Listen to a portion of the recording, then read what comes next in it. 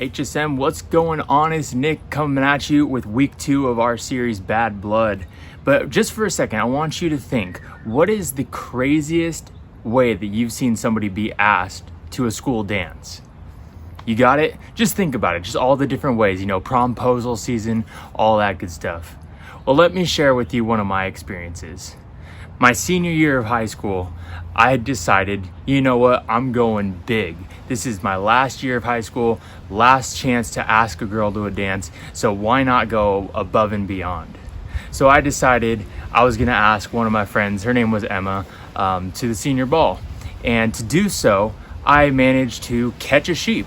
A literal sheep. The wool, the little fluffy thing, they're usually in packs of like 200 or like a million.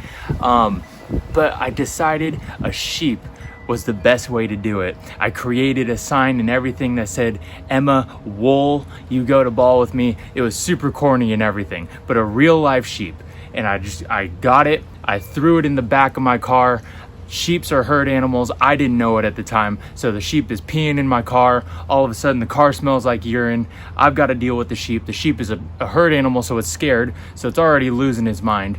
It was a disaster. But I went above and beyond, got the sheep, got the date, and it was fantastic.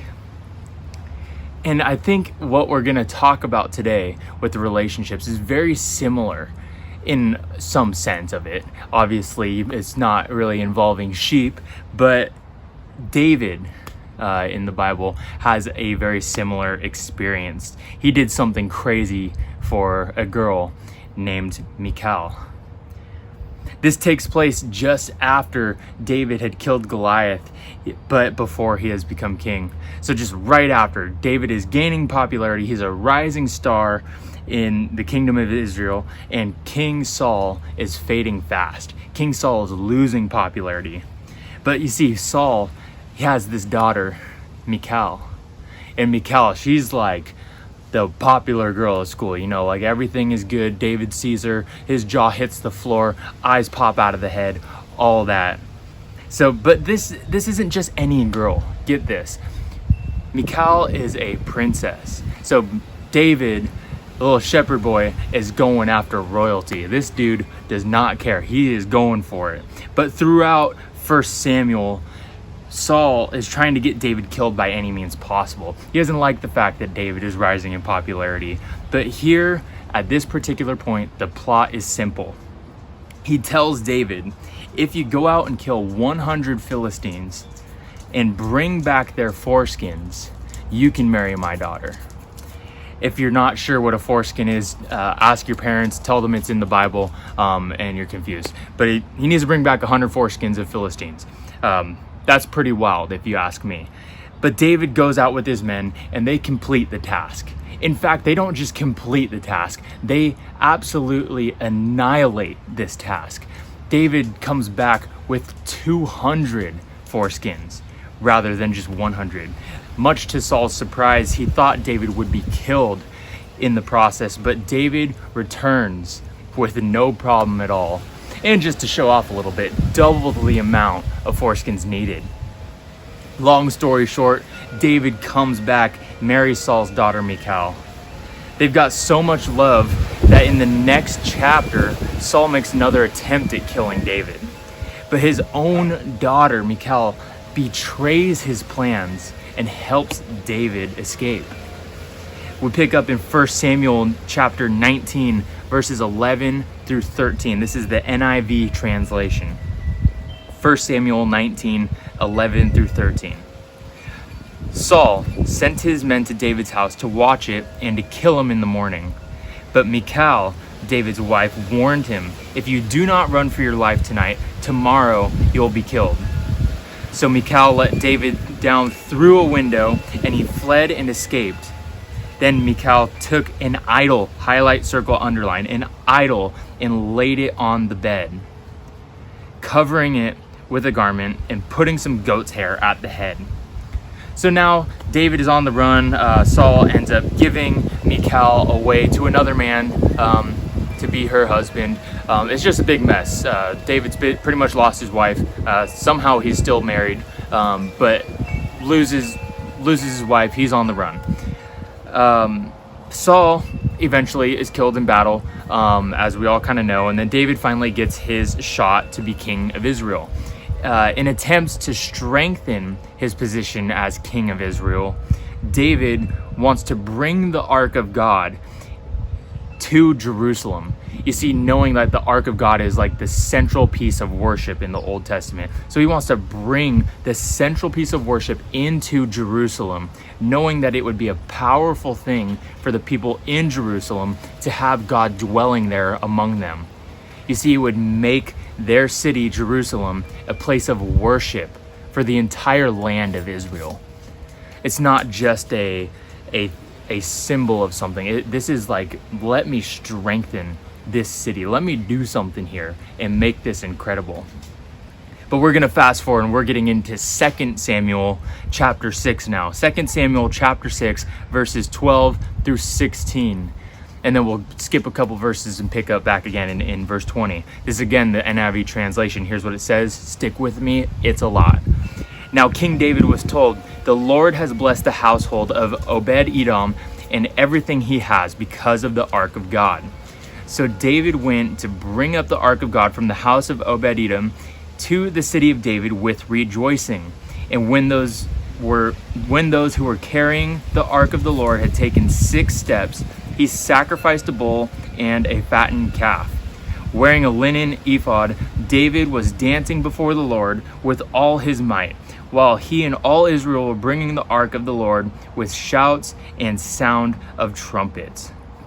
Verse 16, as the Ark of the Lord was entering the city of David, Michal, the daughter of Saul, watched from a window. When she saw King David leaping and dancing before the Lord, she despised him in her heart. Seeing him leaping and rejoicing for the Lord, we know that David's a man after God's own heart, but she despised him in her heart. Check out what it says in verse 20. When David returned home to bless his household, Michal, daughter of Saul, came out to meet him and said, "How the king of Israel," talking about David, "how the king of Israel distinguished himself today, going around half naked in full view of the slave girls of his servants, as any vulgar fellow would." David said to Michal, "It was before the Lord who chose me rather than your father or anyone from his house when he appointed me ruler over the Lord's people of Israel. I will celebrate before the Lord. I will become even more undignified than this, and I will be humiliated in my own eyes. But by the slave girls you spoke of, I will be held in honor." And Michal, daughter of Saul, had no children to the day of her death. Had no children. That was it. David knew, we are cutting it off. This ain't it. I'm getting out of here. Smart man, David. But David is always described throughout the Bible as a man after God's own heart. He's always known to be a man after God's own heart. He's praising and he's worshiping the living God. But look at his wife Michal's reaction here. She's not celebrating the fact that God has entered, that God has shown up. Instead, she is focused and more concerned with the image, with the status, with reputation of David and her husband and basically her family. She's concerned about those things. She doesn't even bat an eye at the fact that the Ark of God has shown up. But why? Why is this the case? You remember what I said back in 1 Samuel 19? I said to underline it, circle it, highlight it. Maybe you caught it, maybe you didn't. But Michal and her father were not followers of God alone. You see, they were also idol worshipers. When David had to escape, she placed an idol in the bed to cover for him. You see, she has this idolatry of thinking that status and fame and imagery and all that stuff is more important in this moment. Michal and her father were not worshipers of God alone, and David knew this. David knew this, and immediately from the start, David was blinded a little bit by Michal's beauty. But from the start, they were not equally yoked. See, this is a term that we throw around a lot in the church world, this idea of being equally yoked with your partner. Being equally yoked. A yoke, if you don't know, is an old school device that you would use to pull stuff using two animals. You would tie up two donkeys or two oxen or a couple horses or a couple ducks even, whatever works for you. But you basically hook them up and then they pull something. It makes your life a whole lot easier. Like you would do this, but you would never link up or yoke up a Clydesdale with a duck. It just wouldn't work. It just is, they're two completely different things, just not functional at all. And the same goes for dating relationships. It's the exact same thing. Yeah, I had a great time at my senior ball with my date, Emma. Emma was a great friend of mine at the time. I don't really talk to her much anymore, but that just proves, I mean, we weren't equally yoked. It was never designed to be anything more than just a date to the ball. It didn't turn into anything serious or even really progress much past that school dance. I think we kind of fell out shortly after even. But very simply, we were unequally yoked, which would make it very difficult to progress forward or have anything moving forward. Being unequally yoked is incredibly dangerous. It's dangerous. It can only drag you away from the plans God has for you. If you yoke yourself around with non-believers or those who are just so against it, yeah, they can look good on the surface. Yeah, they can have the looks, they can have the status. Yeah, they can have all that. But if they're not equally yoked with you in your walk with God, none of that matters. But you see, when you find that equal yoke, everything changes. For me, I have certainly found my equal yoke in my girlfriend, Lauren. Some of you may have seen her, the pretty blonde girl who is with me every so often around the church. But we're so equally yoked, and there's no question about it. When I think of Lauren and myself, it makes sense. Now, some of you are asking, well, we know what unequally yoked looks like, so what does equally yoked look like? I'm glad you asked. Equally yoked, for me and Lauren, looks like desiring the same things. We understand who we are responsible to, that being God. We pray together. We go to church together. We challenge one another to grow. We are constantly walking towards what God has called us to. We're constantly moving towards becoming the best version of ourselves, the best version of each other that God has desired for us. But most importantly, more than anything, we love God more than we love each other.